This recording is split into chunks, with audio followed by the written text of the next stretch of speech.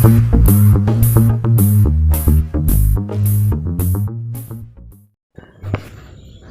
रहो हमारे घर परिवारवा, सदा बनल रहो मानिक सिंगरवा। खुश रहो हमारे घर परिवारवा, सदा बनल रहो मानिक सिंगरवा। तो भूखल बानी हम तीज हवे खुशी वाली बात रे, सातो जन्म रहे पिया जी के साथ रे।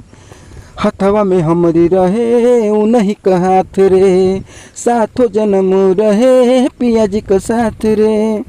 हथवा में हमरी रहे उन्हीं का हाथ रे। तो दोस्तों यह गाना शिल्पी राज जी के ट्रैक चांद और पिया दोनों देखब एक साथ रहे, इसी ट्रैक पर एक लेडीज सिंगर की फरमाइश पर लिखा हूँ। जिस भाई को यह गाना हो, जिस बहन भाई को गाना हो, यह गाना हमारे चैनल के माध्यम से लेकर फ्री में गा सकते हैं। और ऐसा ही सुंदर सुंदर मैटर पाने के लिए हमारे चैनल को आप सब्सक्राइब कर लें और गाने को लाइक ज़रूर करिएगा, कमेंट में ज़रूर बताइएगा गाना कैसा लगा। तो लीजिए, अंतरा बहुत ही शानदार लिखा हूँ, सुनिए।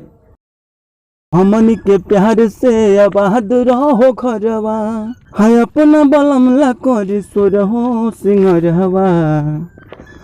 हमनी के प्यार से आबाद रहो घरवा, अपना बलम ला कर सो रहो सिंगरवा।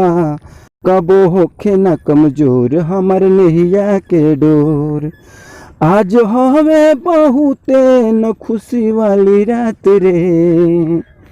सातो जन्म रहे पिया जी के साथ रे, हथवा में हमारी रहे उन्हीं का हाथ रे। सातो जन्म रहे पिया जी के साथ रे, हथवा में हमारी रहे उन्हीं का हाथ रे। पूछू न सखी आज हाल हमारा दिल के, बड़ा खुश बानी पिया पाके वकील के।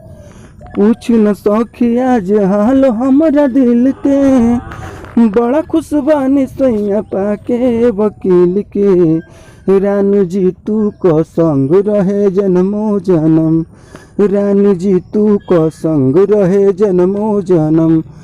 सदा हमनी पवनल रहे प्यार को बरसात रे। सातो जन्म रहे पिया जी के साथ रे, हथवा में हमारी रहे उन्हीं का हाथ रे। सातो जन्म रहे पिया जी के साथ रे, हथवा में हमारी रहे उन्हीं का हाथ रे।